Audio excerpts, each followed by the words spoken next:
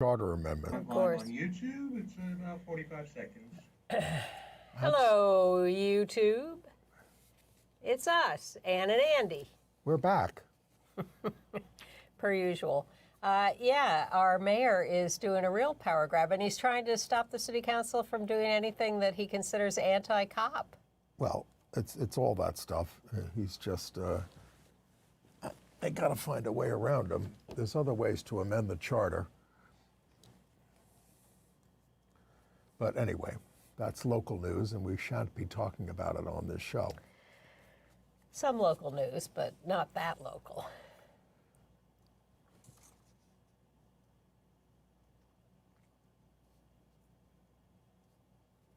Here we go. And we have to really escalate the noise we make so that we'll be heard.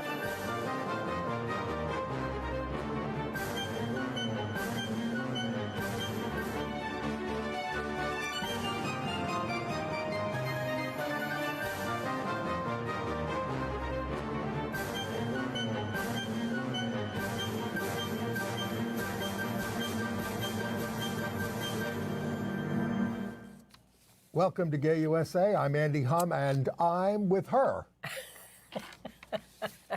Well, do I have to say I'm with her? No, that would be a homophobic joke. I'm Ann Northrop. Hello. Well, in the news this week, you might have read about it. Biden has bowed out to a grateful nation, and Harris is now the hope for stopping Trump. Again, we go away from the camera for a week and look what happens. We'll reflect on the records of Biden and Harris and LGBTQ rights, and also that of the Republican ticket, of course. At the Republican National Convention, LGBTQ people were either ignored or condemned. Yeah, great choice. A federal appeals court is letting Tennessee's anti-drag law go into effect. Another farm implement company, the nation's largest, ends its support for the LGBTQ community. We lost several very lovable and important people this week, including Bernice Johnson Reagan, founder of Sweet Honey in the Rock. And a famous gospel singer repents her past homophobia. Maybe. I have some questions about that. I do too. At least 144 out LGBTQ Olympians are set to compete in Paris. Progress for same-sex couples in South Korea. But Burkina Faso is now targeting LGBTQ people. The greatest long run in Broadway history is coming to a close. Oh. Tennessee agrees to remove, in spite of ruling out drag, they are agreeing to remove sex workers from the sex offenders registry if they were put there for having HIV.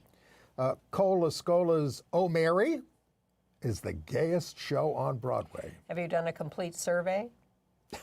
Yes, I have. And Elizabeth Taylor is coming back to the small screen in a new HBO documentary. But we're losing a president and gaining a candidate. Well, I hope we're gaining another good president. I think it was absolutely the right thing for Biden to do. I think everybody is overjoyed. I think this has unleashed the excitement and energy that I've seen trying to bubble up. Yeah. And which I counted on bubbling up, whether he was there or not, because the population has, ever since Trump's first election, taken control of defeating anti-abortion ballot amendments, electing mostly good people. So I knew that energy was there, but this has just exploded into a huge tsunami of support for the Democrats. Let's pause and pay some tribute to President Biden. In his 4 years or 3.5 years, the most pro-LGBTQ president in history. In daring ways, I would say. Repaired some of the damage that Trump had done, appointed the first full cabinet member, Pete Buttigieg, and a record number of LGBTQ federal judges, named Rachel Levine, the first out trans assistant secretary of health, out lesbian press secretary Karine Jean-Pierre, used executive orders to try to get states to comply with directives on non-discrimination on the basis of sexual orientation and gender identity in health and education, outspoken for the United States in his, for us, of course he's out for the United States, outspoken for us in his State of the Union messages, didn't just celebrate Ida Hobit, the International Day of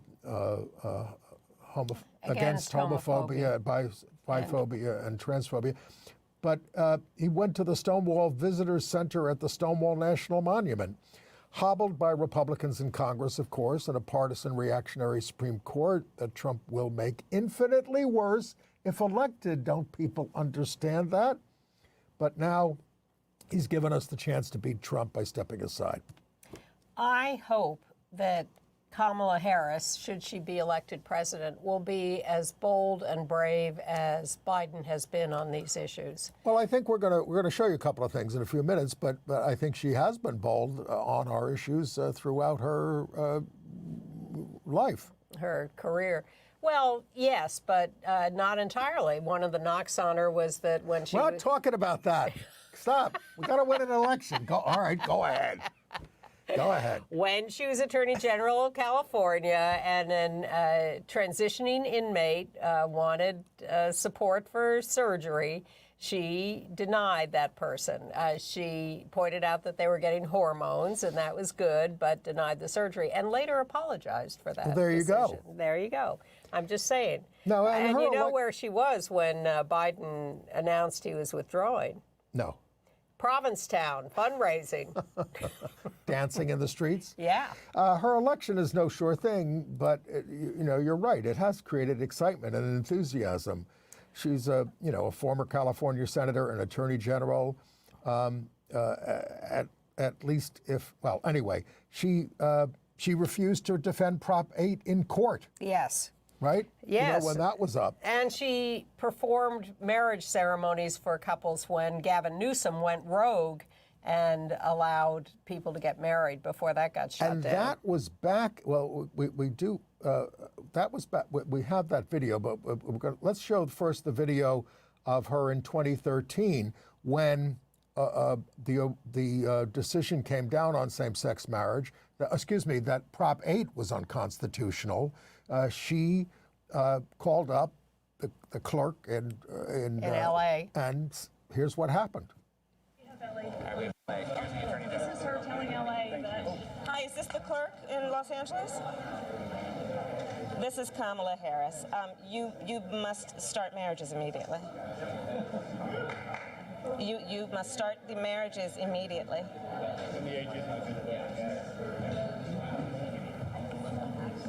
Okay, that's wonderful. Thank you. Have a good day and enjoy it. It's going to be fun. She was Johnny on the spot. Yes. And that's very bold. She was Attorney General then.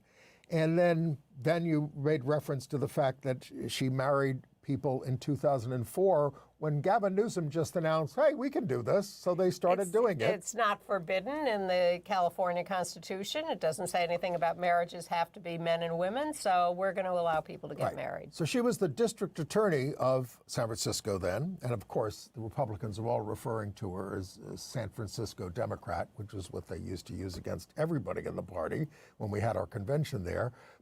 And to say we're too liberal. But all these years later, while she's vice president, she calls up the couple that she married back then in 2004, and we have that video.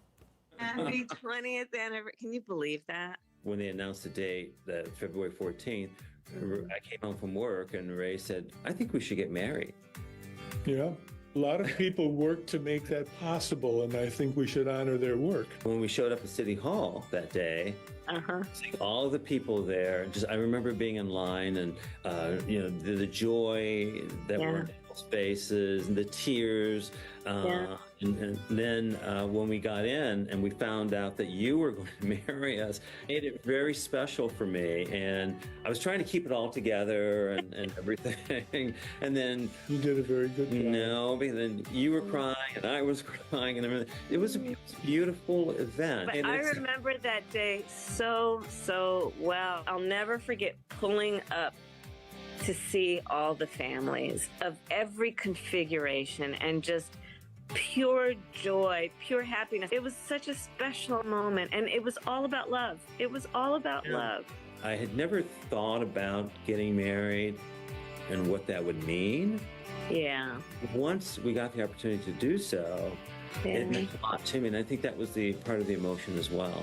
Being denied something for so long, thinking that it would never happen in my lifetime, and to see it happen. So it says happy anniversary to those guys, and And the White House logo was coming up at the end of that video. They put out that yes, video. they put out that video, and I that was such an exciting moment, and it really catalyzed. It showed people getting married, and that it was no big deal. Barney Frank criticized it. Oh, this is going to hurt us, but I think it really helped. It got shut down by the courts, and then we had to get there another the whole way. Prop 8 thing, but it's shocking to think it was 20 years ago. I know. Really, We remember really, it well really on the show. shocking. Now, she also fought the gay panic defense and tried to get that off the books. And she, too, visited Stonewall. So she's clearly she's Well, on our side. did we run the picture of her? She was the first vice president to march in a pride march. So Oh, no, let's show that. with Doug, her husband, Emhoff. There they are, and that was the first year that she was in office as vice president. She goes to the D.C. Pride March, and there she marches. First vice president to do so. Fantastic. You know, one of the raps you'll hear on the right-wing news, oh, she's always cackling, and she's always laughing, and she's always this. You know what? She's the happy warrior. That's who she is, just like Al Smith, and she's going to win, unlike him in 1928. I'm the coughing journalist. Yes. Sorry.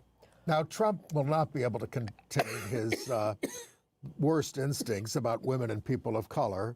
He's going after Fannie Willis and Letitia James, who are prosecuting him. Well, first of all, the thing at first was anybody going to run against her? Was she, because she said, I want to earn this, and who else would show up, and was there time?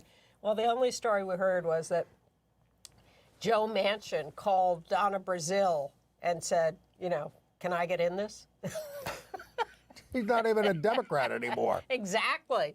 And she said, no, Joe, go away. We don't want you.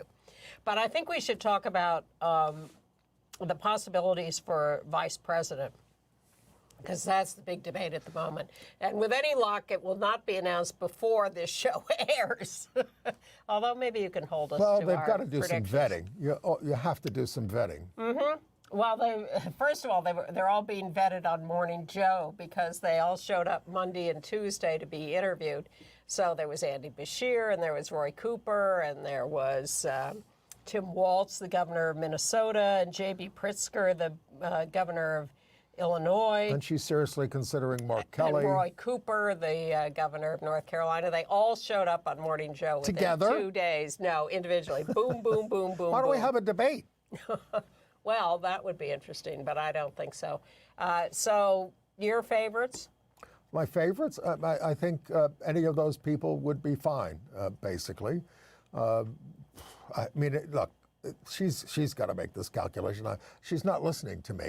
Joe listened to me, and he got out of the race.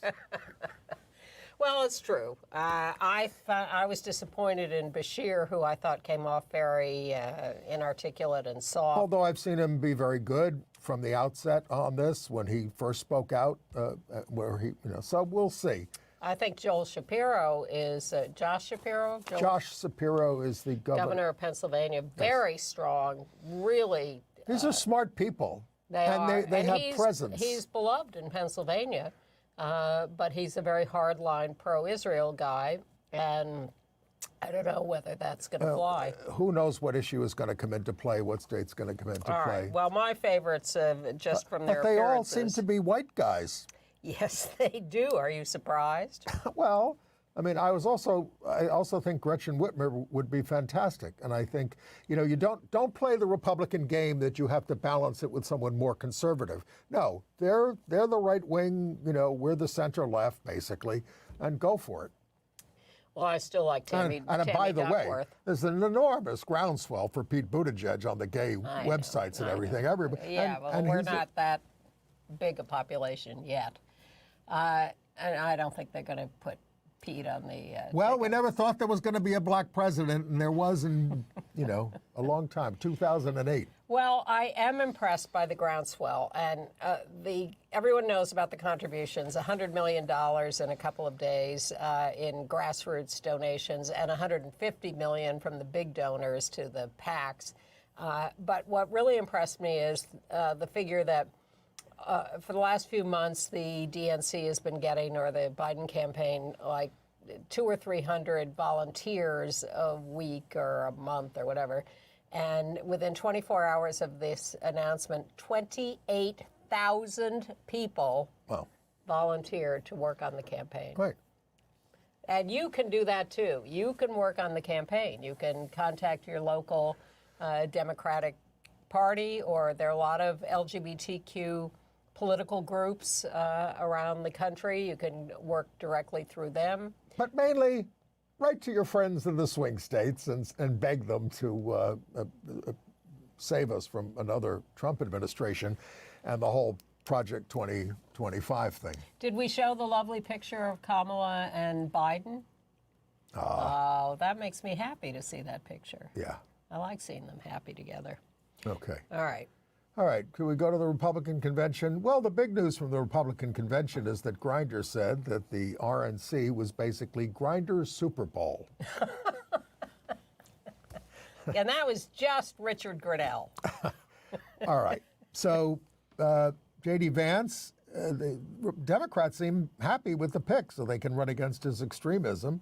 Careful what you wish for, though Vance does have the endorsement of Russian Foreign Minister Lavrov. I mean, does this not make any difference to people at this point? Evidently not, but he is a quote machine. His stuff about cat ladies, childless cat ladies running the country, and saying... It was an attack on Kamala Harris. Who has and Pete Buttigieg, who has 2 children, and had 2 children at the time. Yes, and Kamala has 2 stepdaughters who she's helped raise for 10 years.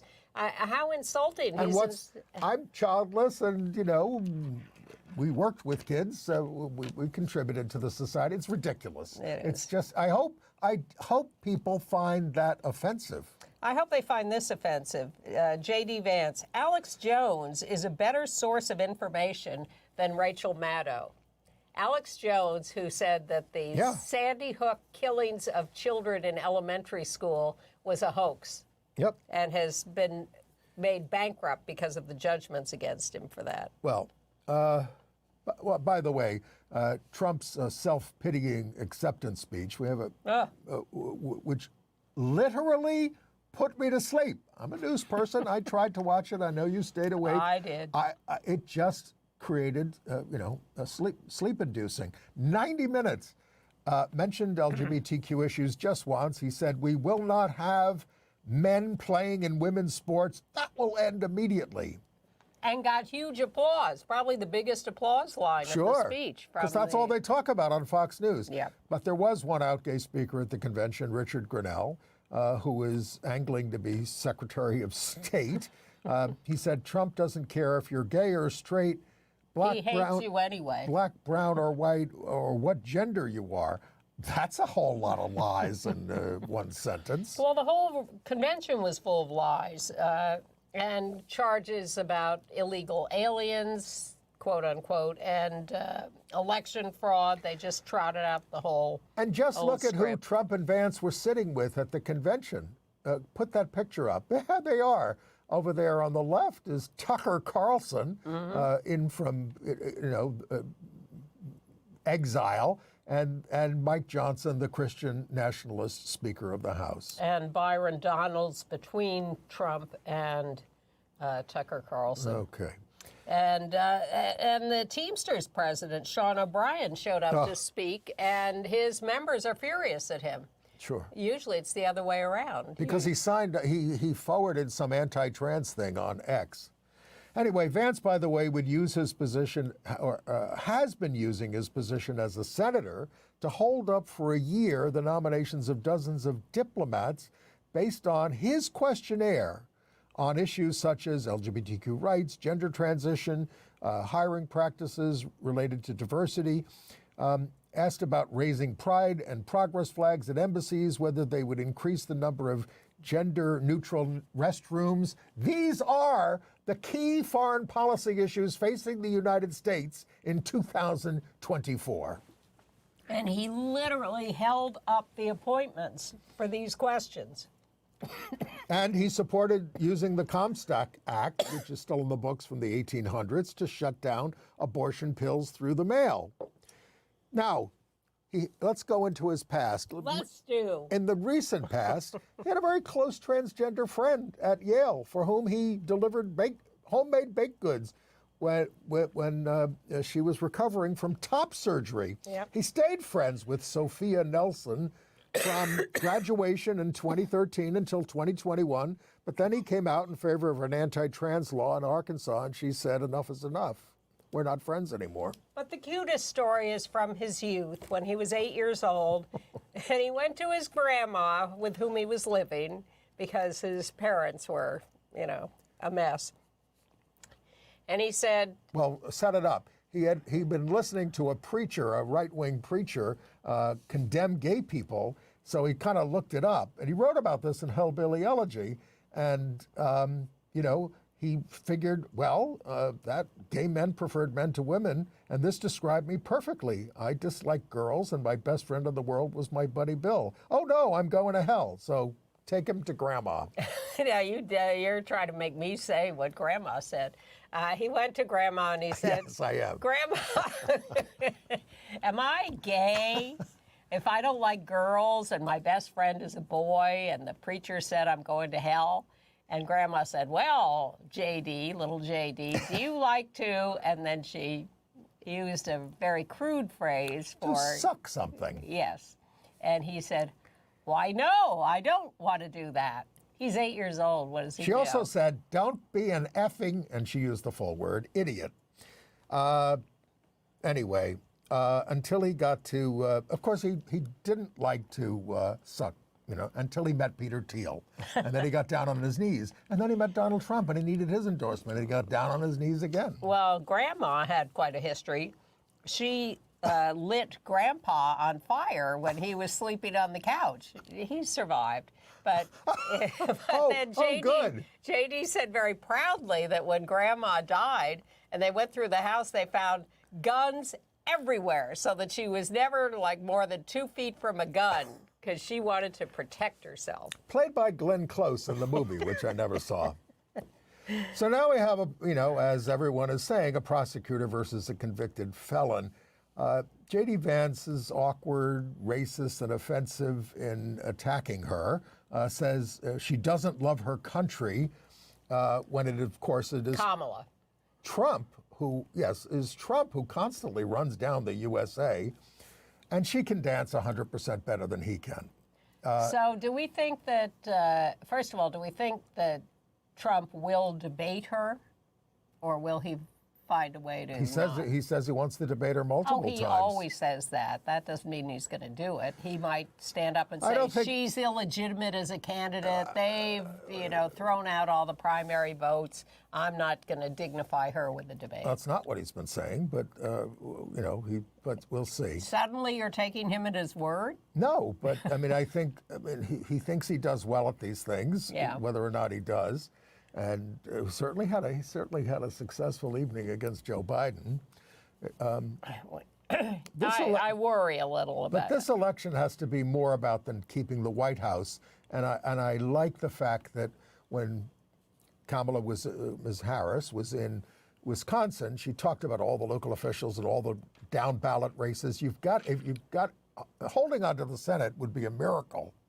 And the House is possible, but you've got to drum up support for all these things. She's got to say, it's not just about me. You've got to give me the power, to get these things done. And here's what so we need our own Project 2025. Is what I'm saying. And we don't really have one. I mean, they have a whole set of issues that we talk about, but not a 900-page document. So she was talking up Tammy Baldwin? I actually didn't hear her talk about Tammy. Well, that's Wisconsin and the Senate race. Yes, but, she talked about all the down-ballot things. Okay. It was a brief speech. Well, and Tammy wasn't there. Really? Yeah. Okay. Meanwhile, work goes on in the Congress. Yes. And the House Appropriations Committee has finished its work on all the appropriations bills and managed to attach 50-plus anti-LGBTQ riders to all the bills. Now, Mark Pocan, who's out gay, the chair of the Congressional Equality Caucus, he says these have no chance of becoming law as long as we have the Senate, to stop them. But I worry about what's going on now in the Senate with Menendez resigning in a couple of weeks. How fast are they going to replace him? And slap Andy Kim in there right away, who is the Democratic candidate for Senate in New Jersey. And you no longer have Manchin. What's he going to, where is his vote on all of this stuff? And then you have people like Ossoff going off the That's true. farm. But there's too many of them. The writers, they go after pride flags, trans healthcare, LGBTQ inclusive executive orders, drag shows, the U.S. Special Envoy for LGBTQ rights, trans people in women's sports, and protections under the ACA for LGBTQ people. They are after you. Well, they're relentless. There's nothing there for you. And yet the log cabin people, are enthusiastically endorsing the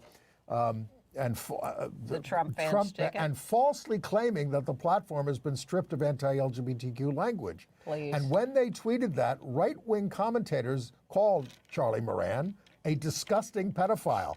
He's the head of the club. And worse, I have no sympathy. This is the group that endorsed Florida's Don't Say Gay law, and that's disgusting. And Charles, if Project 2025 is implemented, we're all going to go to the same camps. Exactly. All right. Any other national news there? Well, speaking of the, we're currently stuck with this utterly contemptible and injudicious Supreme Court. President Biden is finally coming around to the need for court reform, which is a heavy lift. Yep. It may require constitutional amendments, and we don't do those anymore. We need term limits, expansion, enforcement of an ethics code, and a referral of Justice Thomas to the Justice Department for tax evasion and other crimes. So this guy, Jim Kohlberg, a private equity billionaire, has donated $30 million to the Brennan Center for Justice to fund a overhaul of the Supreme Court. And he was prompted by the court's decision to give immunity to the president for any criminal acts. And there are jokes about how Biden should take advantage of that immunity decision and do whatever he wants for the next 6 months. Yes. Well, you can say it's a joke, but go for it. Speaking of the Supreme Court, when Harris was questioning Brett Kavanaugh, he wouldn't answer about the Obergefell decision, whether it was correctly decided. So she said, well, you've said that Brown v. Board of Education was one of the greatest moments in the court's history. Do you believe that Obergefell was one of those moments? And Kavanaugh fudged his answer. Well, he may get a chance to overturn it. Kim Davis, the Kentucky clerk who stood in the way of same-sex marriages being licensed and has subsequently, after many court cases, been ordered to pay damages to a couple that were denied a license, is appealing that decision, trying to get out of that payment. And in her appeal to the Supreme Court, she is asking that the Obergefell decision be revisited as illegitimate. So she's trying to use that vehicle to get rid of it. And the Department of Justice, I don't know if this constitutes throwing us under the bus. We've lost a lot of these cases about Biden trying to apply Title IX to protections for trans students. Yes. And so we've lost those cases, but at lower levels. At lower levels. So the DOJ is asking the Supreme Court to at least preserve the other aspects of the executive order, which cover discrimination against pregnant and parenting students, Right. and changes in how you handle gender and sexual-based assault. So that's what's happening. Yeah, I mean, we certainly need to win the presidency, but we need to win a lot more to affect any of these progressive moves that we have been trying to put in place. By the way, the guy who tried to shoot the president, ex-president, Yeah. Thomas Crooks, it emerges that he was also looking on his phone at Biden, Merrick Garland, and an unidentified member of the royal family. Yeah, we haven't heard who that was yet. No. But So in other words, he's a troubled person who was going after this. Trump showed up in his neighborhood, Yep. so we decided to take a shot at him. target of opportunity, as they say. Right. All right, getting back to the states. In New Hampshire, Republican Governor Chris Sununu has signed 3 anti-LGBTQ bills this last week. No trans people allowed to participate on sports teams that align with their current gender identity. No gender surgery for minors, which is a straw man because there isn't gender surgery for minors for the most part.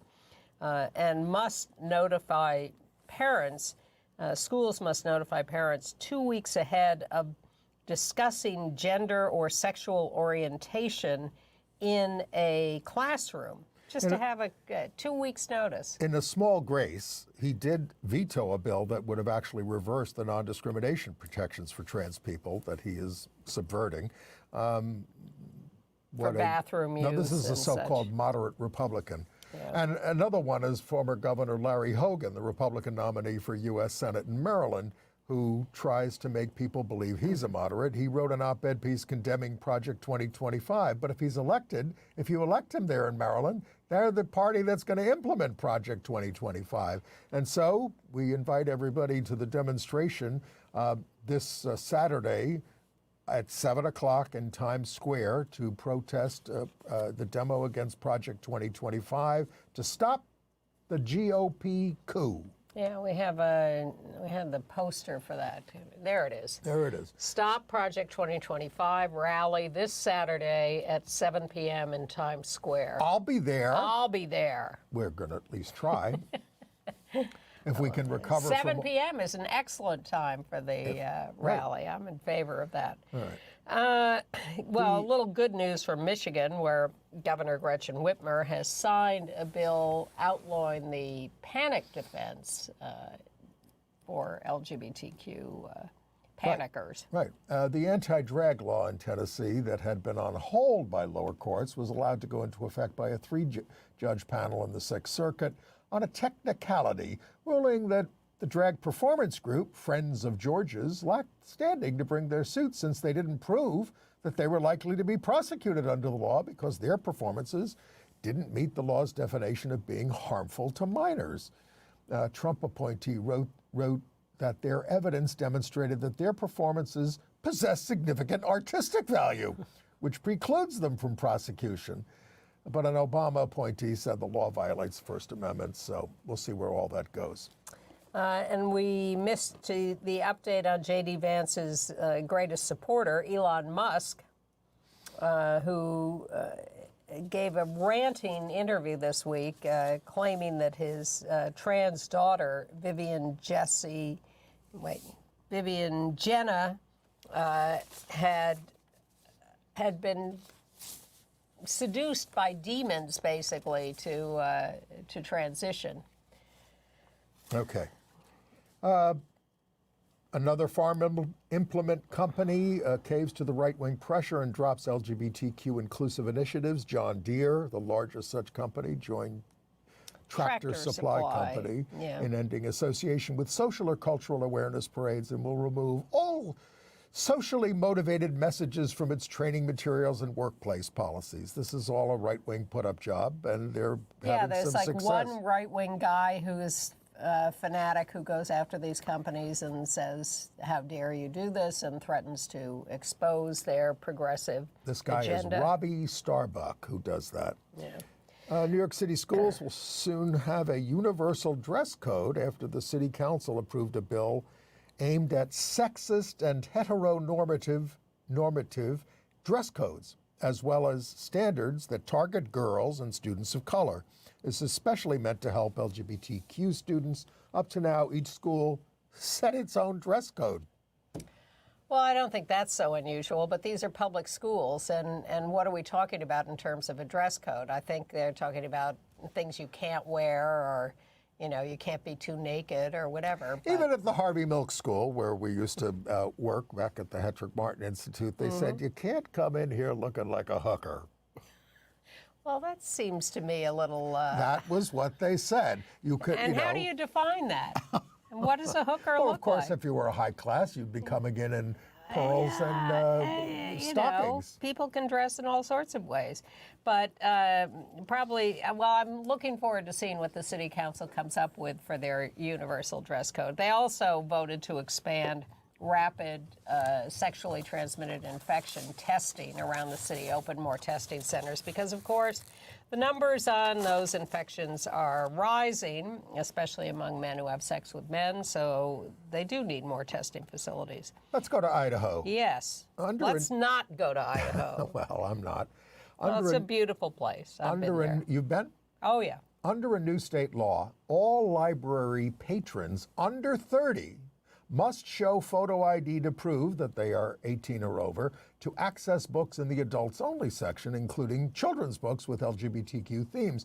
The law specifically includes homosexuality in its definition of obscene materials. So the Bible ought to be out of reach there because it includes a lot of nudity and sexual contact. Yeah, Libraries don't hold that your breath. violate the law get a $250 fine, but there's no limit to what damages a vigilante can recover if they sue using the law. So one state library, this is a sign in one library, but another library just has gone entirely adult. You can't come into the library unless you're over 18. Libraries used to be such amazing, welcoming places for everybody and places of refuge for kids in particular. Here's your refuge, kids. It's all on here. Anything you want to know.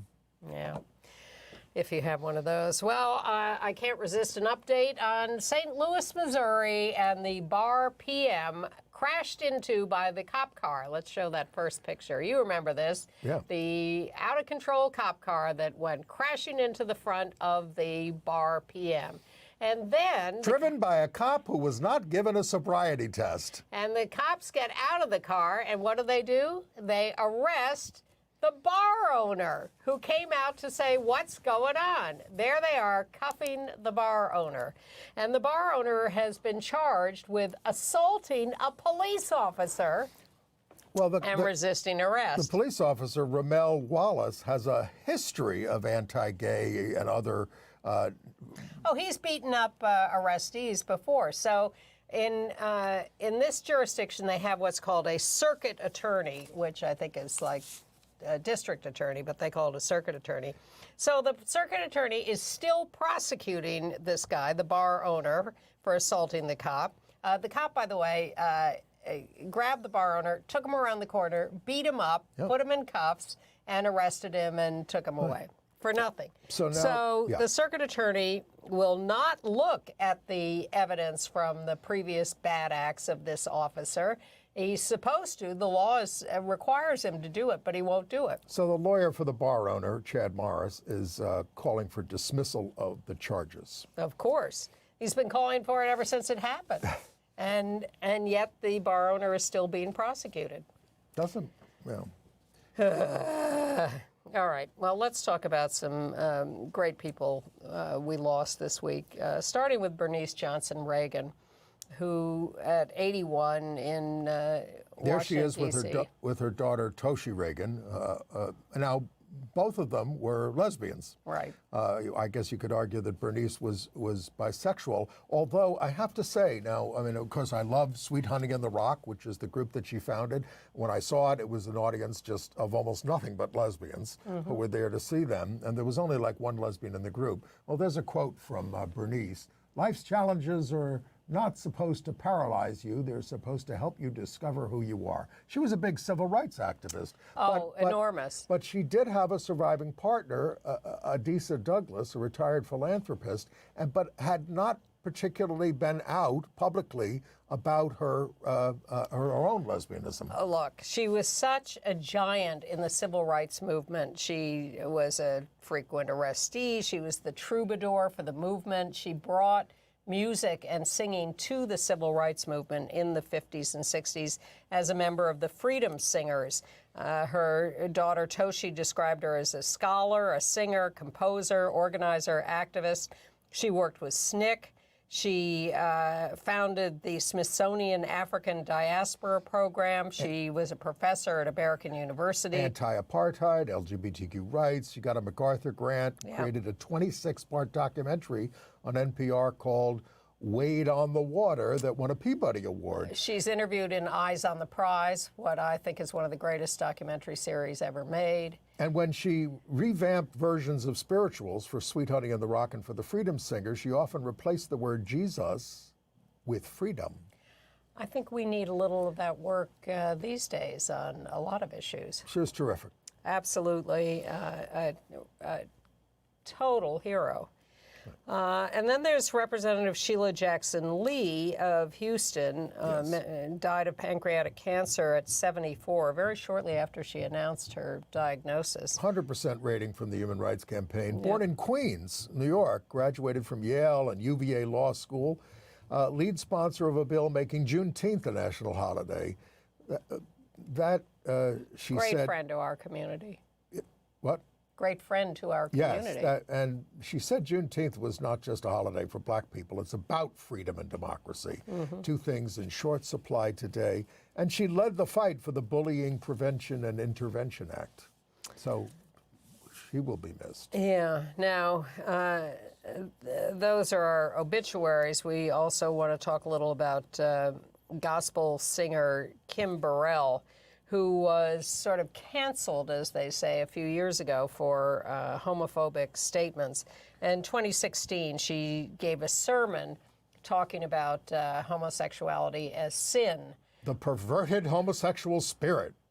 Well, now she has been given an award at the Stellar Gospel Music Awards and gave a little speech in which she apologized to the LGBTQ community for that sermon. When she gave it in 2016, her TV and radio appearances were canceled. Her appearance on the Ellen Show was canceled. She got a lot of pushback, but now she says she's sorry she did that. Although I thought she tried to fudge it a little by saying, really, I was just talking about sin. I wasn't talking so much about gay people. We're tired of hearing that. Yeah. But she did ask her audience to give a big round of applause to us and to embrace all of her God's people and show his love to everyone. Yeah. And we congratulate Brittany and Sherelle Griner, who are the proud new parents of a son named Bash. Born on July 8th, Sherelle carried the child. They've been together for 6 years, not she and the child, of course, and survived Brittany's incarceration in Russia. And then the National Portrait Gallery. Wait a second. I just want to say that I watched the WNBA All-Stars versus the USA women's basketball team game, which the WNBA All-Stars, all not picked for the Olympic team, beat the Olympic team. It was it was a fun game. Well, Caitlin Clark and Angel Reese are on the WNBA team, not picked for the Olympic team. But I think the Olympic team will do just fine. So at the national, but a huge audience. Sorry, like the biggest audience ever. Their television contract just went way up. Well, they're very popular. The National Portrait Gallery in Washington has a new exhibit. It's called This Morning, This Evening, So Soon, James Baldwin and the Voices of Queer Resistance. It coincides with Baldwin's 100th birthday in August, includes photos, videos, portraits, and literature, emphasizes the great influence he had on others, such as Marlon Riggs and Essex Hemphill. There he is with Nina Simone. Yep. Curated by Rhea Combs, who's the gallery's director of curatorial affairs, but also by Hilton Hulse, who's an out critic. Yeah. It runs through April 20th, 2025, if you're going to D.C. You have time. For the Harris inauguration. Oh, yes, exactly. All right, let's whip through international news. Well, the Summer Olympics do start on July 26th in Paris. Friday. And Out Sports has cataloged 144 out LGBTQ athletes in competition. We're going to link to that list of Team LGBTQ in our weekly email, or go to outsports.com right now. It is significant. It's a significant increase in representation. 28 are from the United States, led by Brittany Griner. All but 2 from the U.S. are women. And one of the fun things about the Olympics recently has been the number of people who come out during the Olympics, competing athletes. And well, they fall in love. There's that. But the more you have an out cohort, the more others from around the world are encouraged to join in. Sure. In South Korea, the Supreme Court there says It's the Seoul High Court. Okay. Yep. Says gay couples have a right to benefits, not to marriage per se, but to coupling benefits. Treating us differently violates human dignity and the right to pursue happiness. Yes. And so that's very, very, in Burkina Faso, run by a military junta, they had no law against homosexuality until now. As part of its alignment with Russia, it now has made homosexuality a punishable offense. The country is 64% Muslim, 26% Christian. The country's National Consultative Commission on Human Rights condemned the move, saying every individual deserves to live without fear or being judged. Imagine that. Well, in the UK, King Charles gave, what's this, the annual address? It's presenting the government's program for the year. And says the government will finally fulfill promises to ban conversion therapy. Yes, if you blinked twice, you would have missed it, because it was referred to rather obliquely as a draft plan will be brought forward to ban conversion practices. What could that mean? Well, meanwhile, the UK government is warning gay travelers about homophobia crime in the Caribbean, particularly seductions through Grindr and other dating apps that then end up... I can remember Mario Cuomo at the 1984 Democratic Convention saying, "And we're for people of every orientation." That was it. That was us in those days. I never You're liked the one guy. who got Bill Clinton to say something about, yes, was it AIDS that or was us? 92. When I was a delegate, and I got an advance copy of his speech, which said nothing about us or AIDS, and a bunch of us went to David Mixner and said, "This is outrageous," and he said, "Oh, it'll be fine, it'll be fine." And then he ran off backstage to make something happen, and suddenly Clinton was talking about LGBTQ. I was there and I remember. Yeah. All right. Okay, AIDS news? Yes. Well, we talked about the greatest long run in Broadway history ending. It has to be Tom Viola at the helm of Broadway Cares Equity Fights AIDS for the last 36 years, awarding more than $300 million under Tom's leadership to aid people with AIDS, communities affected by HIV/AIDS, women's health, and provide emergency assistance across the country. Professionals, world. Yes. Tom said his work at Broadway Cares has given his life purpose and meaning, and he has complete confidence in, we have another picture of, with Danny Whitman there on the left, who has worked for the group since 2009, will sustain Broadway Cares' legacy of generosity of spirit and goodwill. And of course, we appreciate Broadway Cares' support here at Gay USA. Absolutely. Tom is going to stick around as a consultant through 2025. What is so great about Tom, aside from the fact that he's one of the nicest guys in the world, is that he has a very broad vision for the organization, and it was set up to help people in the entertainment world with HIV/AIDS at the height of the epidemic, but he saw that as a very broad mandate that did stretch around the world and help. It didn't have to be directly connected to AIDS. It was helping people in the affected communities. Right. So we're going to miss you at the helm, Tom. We're glad you're going to be around a little longer, and we wish you happiness in whatever you do after this. All right, we got another apparent cured HIV patient 60 years old. The guy in Germany. Being reported at the 25th International AIDS Conference in Munich. This is another stem cell transplant for leukemia. Again, a very dangerous process. People die from these procedures, so that's why it hasn't become a universal approach to curing people with HIV. But the past cured patients got their transfusions from someone who had a double gene mutation that protects entirely from HIV. This one got one from a single mutation. So only 1% of people have the double mutation, but 15% of the population in Europe has the single, 1% have the double mutation, 15% have the single mutation. If you have the single mutation, you can still acquire HIV, but it progresses more slowly. But this person is apparently cured. Well, this is the 7th person who has had HIV presumably eradicated. There is no trace of it. The transplant was in 2015, so they've studied him for a long time. He stopped taking antiretroviral medications in 2018, so he's been off meds for 6 years, and they have seen no evidence of HIV in his body. And we learn things from these therapies about finally trying to get a cure. All right, in Minneapolis, St. Paul, the HIV clinic Rainbow Health abruptly closes its doors, laying off 85 employees and ending LGBTQ-focused HIV care for thousands of people. The union representing employees said it came with no warning, gave them 4 hours to clear out. The board cited insurmountable financial challenges. That might happen if you're paying your CEO in the rate of in the millions.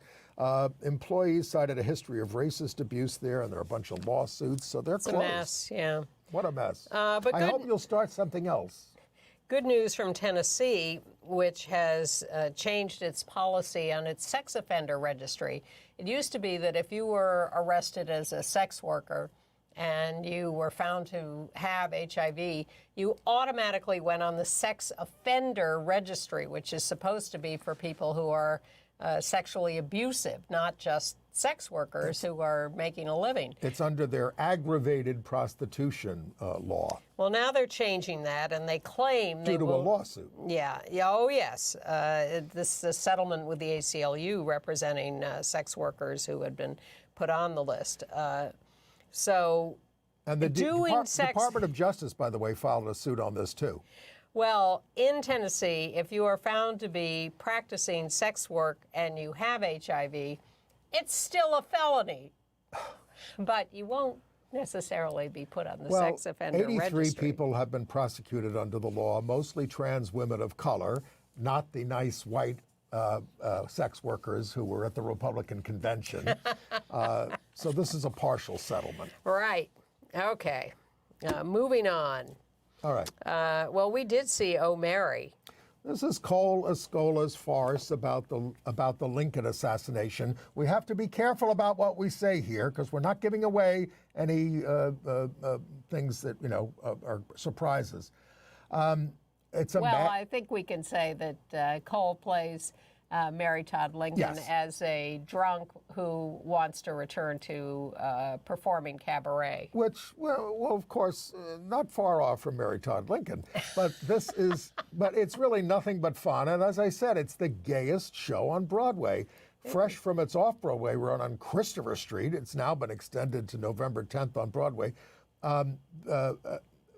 It's pretty hilarious.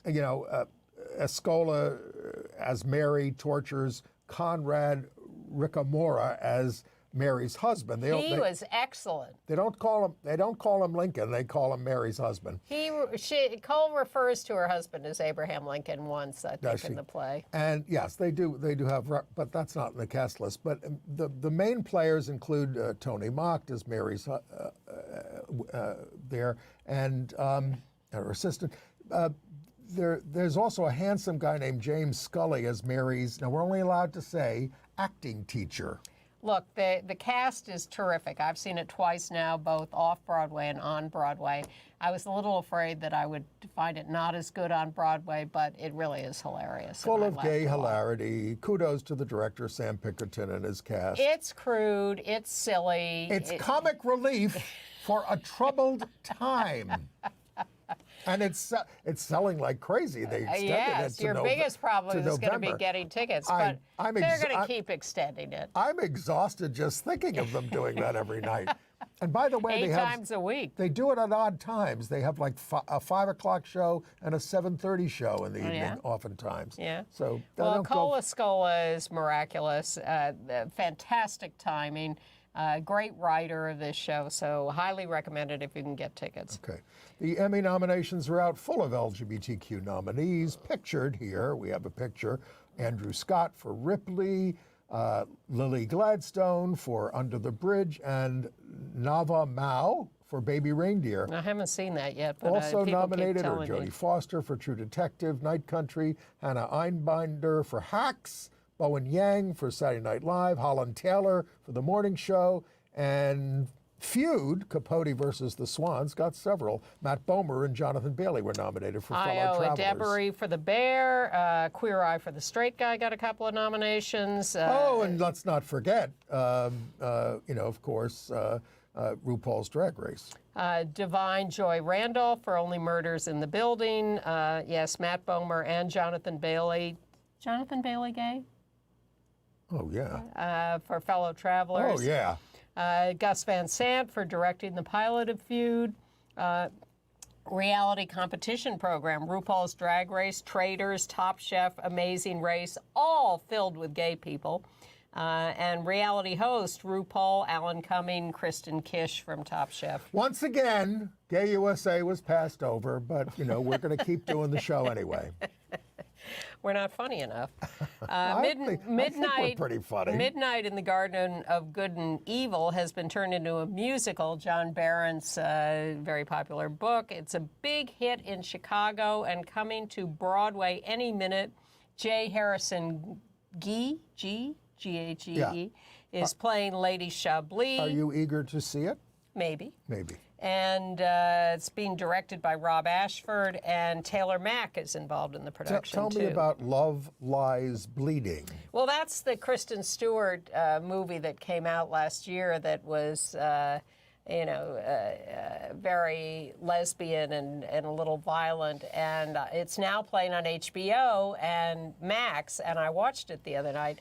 And it's gritty, it's violent, but I thought it was very well done, and I enjoyed it. So I'm recommending Love Lies Bleeding. And there's a new documentary coming out on Anne's mom, Elizabeth Taylor. My the fantasy Lost mother. Tapes on HBO Max, August the 3rd.